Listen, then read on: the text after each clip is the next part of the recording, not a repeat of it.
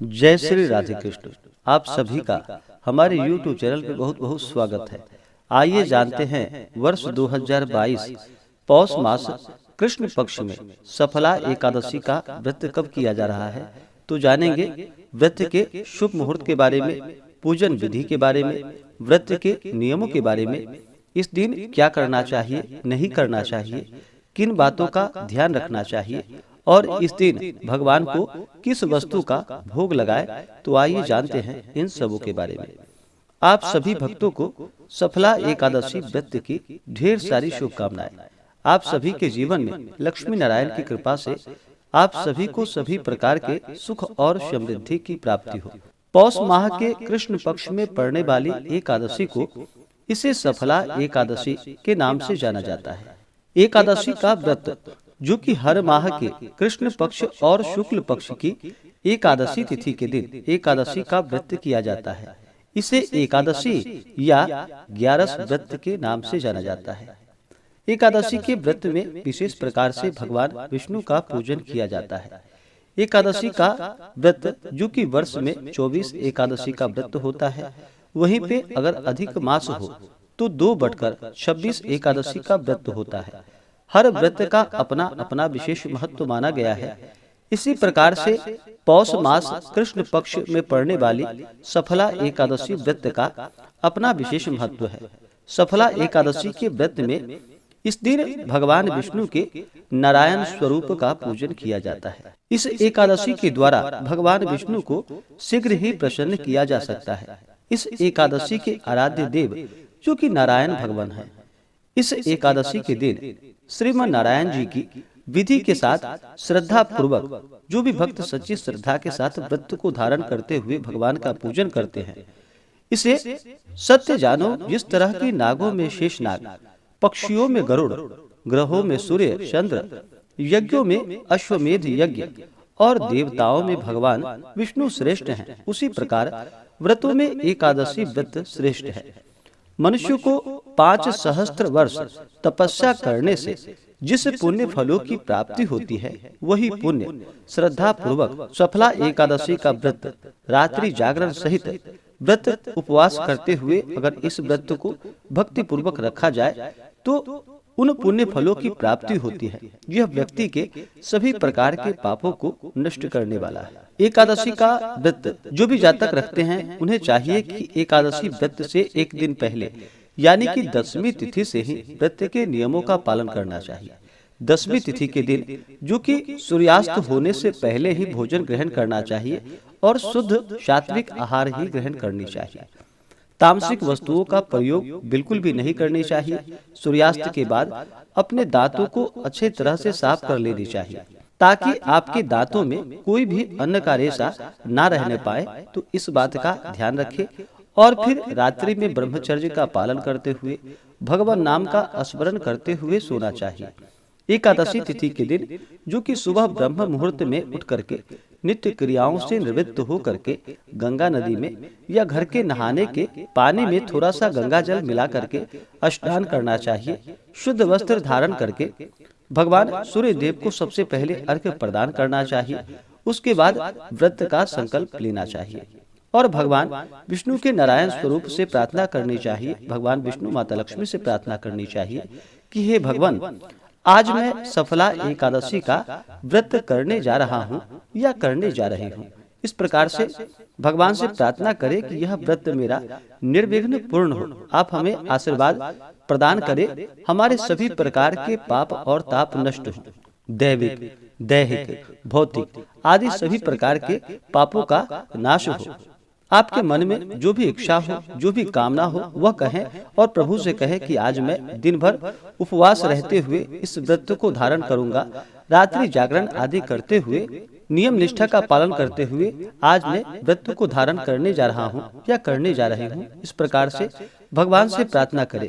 एकादशी का व्रत जो कि उपवास रहते हुए इस दिन अन्न और जल दोनों का त्याग करना चाहिए। जो उपवास नहीं रह पाते हैं जिनका स्वास्थ्य सही ना हो वो एक समय फलाहार का सेवन करे। फलाहार में जैसे कि दूध, केला, सेब, संतरा आदि का प्रयोग कर सकते हैं। जो भी आपसे बन सके आप अपने इच्छा अनुसार और श्रद्धा के अनुसार फलाहार का सेवन करें। और जब भी आप फलाहार ग्रहण करें तो पहले प्रभु को उसका भोग लगा दें, उसके बाद प्रसाद के स्वरूप में उसे ग्रहण करनी चाहिए। और इस दिन जो कि भगवान का एकादशी तिथि के दिन सुबह और शाम के वक्त पूरे विधि विधान के साथ पूजन करना चाहिए। रात्रि में जागरण करते हुए जहाँ तक समय को व्यतीत करना चाहिए। रात्रि जागरण करने से एकादशी के व्रत में अनंत गुना पुण्य फलों की प्राप्ति होती है। जहाँ तक हो सके जागरण आदि का कार्य करना चाहिए।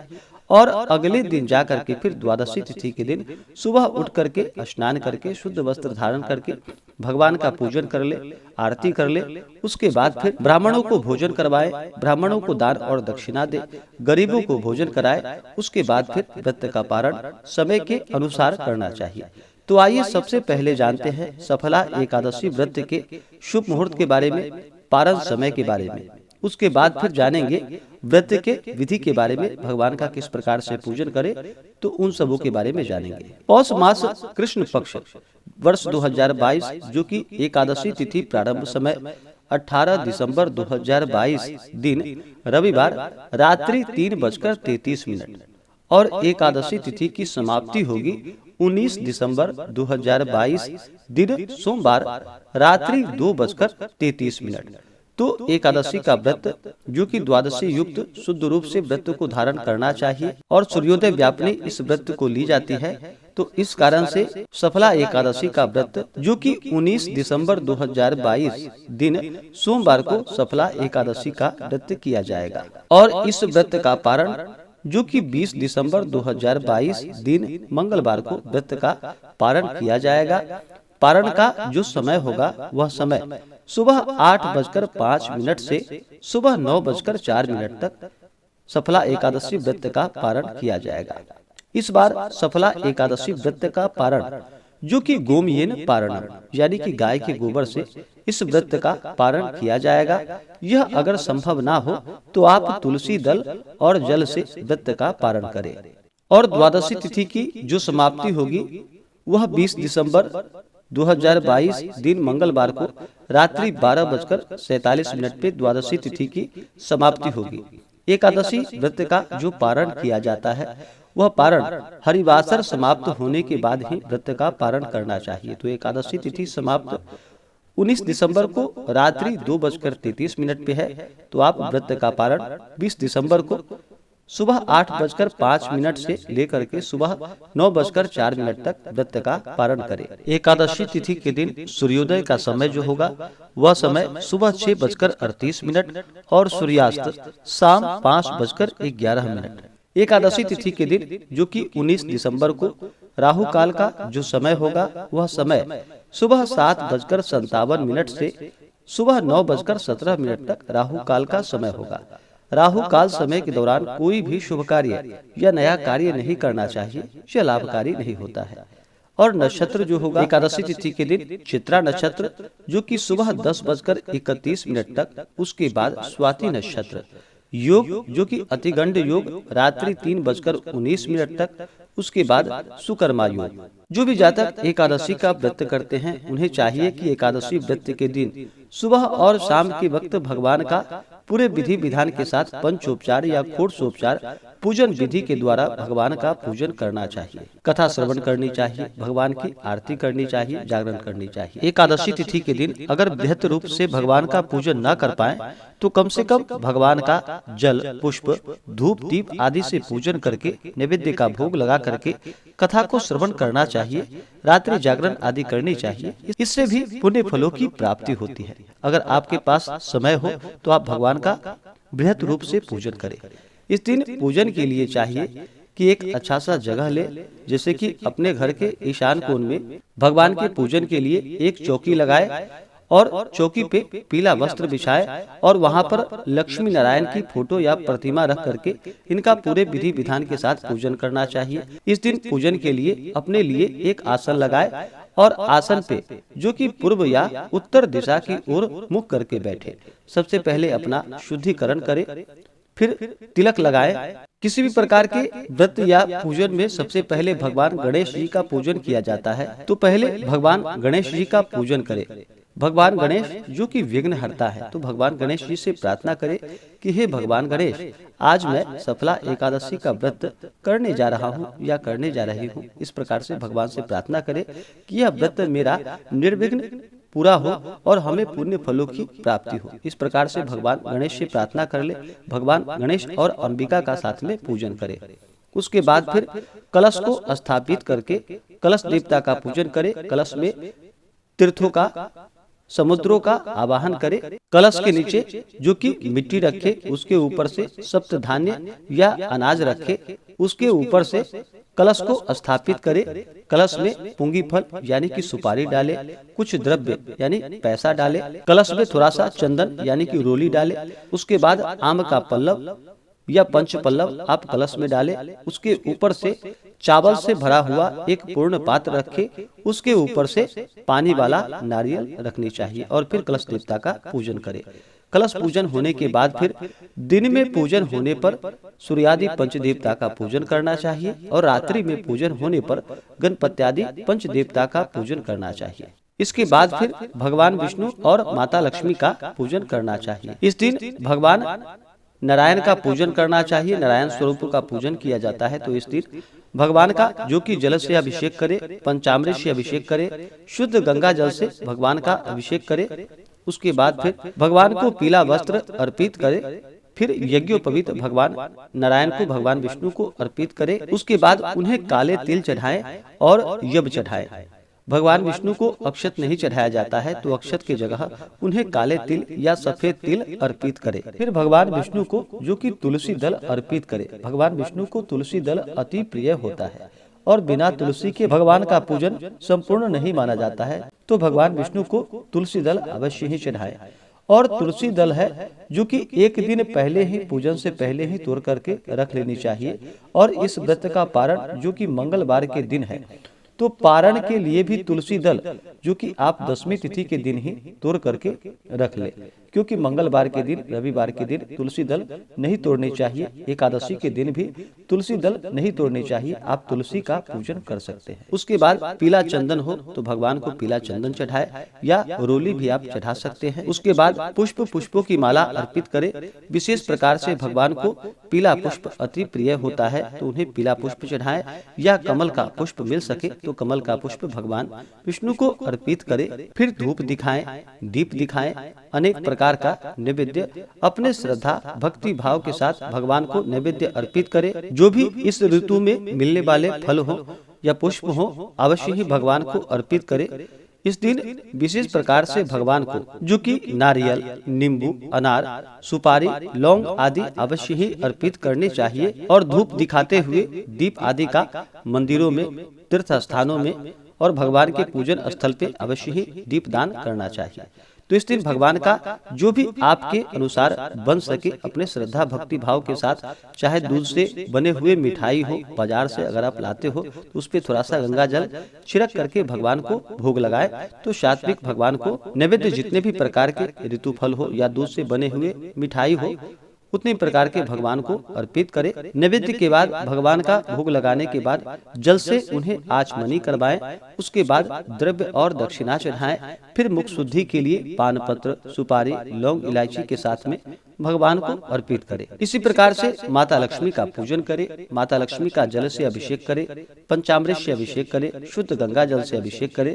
माता लक्ष्मी को लाल वस्त्र अर्पित करें, श्रृंगार की वस्तुएं अर्पित करें, अक्षत, चंदन, पुष्पों की माला अर्पित करें। माता लक्ष्मी को स्त्रियां जो कि सिंदूर चढ़ाए और पुरुष माता लक्ष्मी को रोली अर्पित करें। फिर धूप और दीप दिखाए, अनेक प्रकार का नैवेद्य श्रद्धा भक्ति भाव के साथ अर्पित करें। जल से आचमनी करवाए, द्रव्य दक्षिणा चढ़ाएं यानी कि कुछ पैसा अर्पित करें। उसके बाद फिर मुख शुद्धि के लिए पान पत्र, सुपारी, लौंग, इलायची अर्पित करें। पूजन संपन्न होने के बाद फिर व्रत का कथा श्रवण करना चाहिए। भगवान के स्तोत्रों आदि का पाठ करें या श्रवण करें। गीता आदि का पाठ या श्रवण करना चाहिए। उसके बाद फिर भगवान की आरती करनी चाहिए। इसी प्रकार से सुबह और शाम के वक्त पूजन करना चाहिए। जिनसे भी इतना पूजन ना बन पाए, पूजन तो बृहत प्रकार से है, तो कम से कम इस दिन भगवान का, जो कि भगवान का जल से पूजन कर ले, उनके ऊपर पुष्प चढ़ाएं, धूप दीप दिखाएं और नैवेद्य का भोग लगाए, व्रत आदि का कथा श्रवण करे। इतना काम अवश्य ही करना चाहिए। जिनके पास समय ना हो और जिनके पास समय हो, वो पूरे विधि विधान के साथ भगवान का पूजन करे। भगवान अपने भक्तों पर भक्तों के भाव से ही प्रसन्न हो जाते हैं। तो पूजन बृहत प्रकार से करना कोई जरूरी नहीं। अगर भक्ति की भाव अच्छी हो, इससे भी भगवान अपने भक्तों पर प्रसन्न होते हैं। तो पूर्ण निष्ठा भक्ति भाव के साथ ही व्रत को धारण करके भगवान का पूजन करना चाहिए। व्रत के लिए अगर मन में अश्रद्धा हो, अविश्वास हो, तो उस व्रत को नहीं करनी चाहिए।